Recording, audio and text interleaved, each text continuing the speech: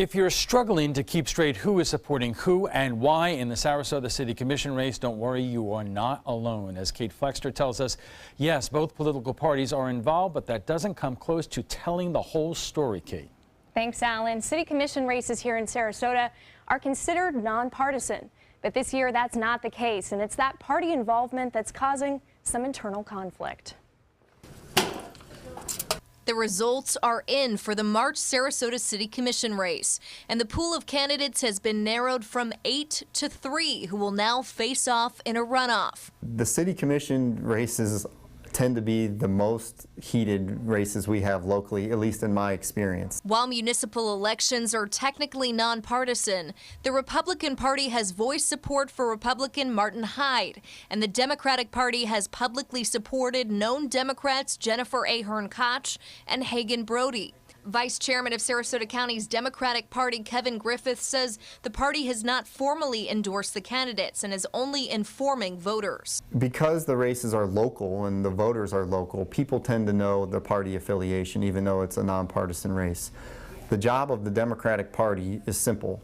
Let our voters know, people who are registered as Democrats, who the Democrats are that are running. But even that informal support is drawing criticism from within the party. The argument is that Ahern Koch's values don't align with those of the Democratic Party. What the party is doing by backing Koch is sacrificing its progressive principles with respect to policy simply to elect somebody with a D next to their name.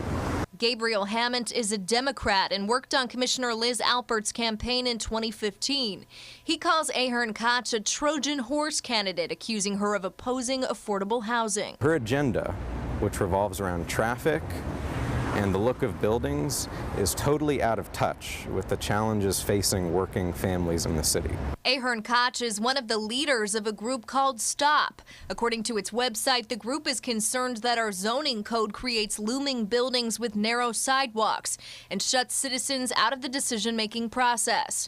One of Ahern Koch's positions is including public input in any major development in the urban core.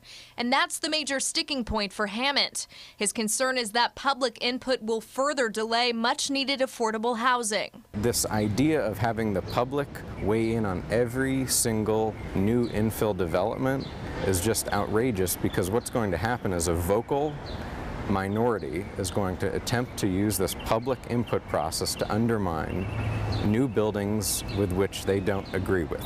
We spoke to Ahern Koch's campaign manager, who told us affordable housing is actually one of the focal points of her campaign, adding, quote, she believes we'll get more affordable housing in our city if the process is more transparent and involves the public.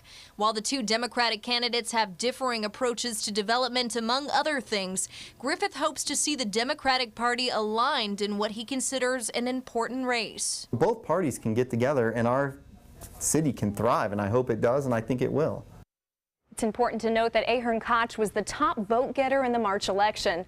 The final runoff will be on May 9th. Kate, thank you.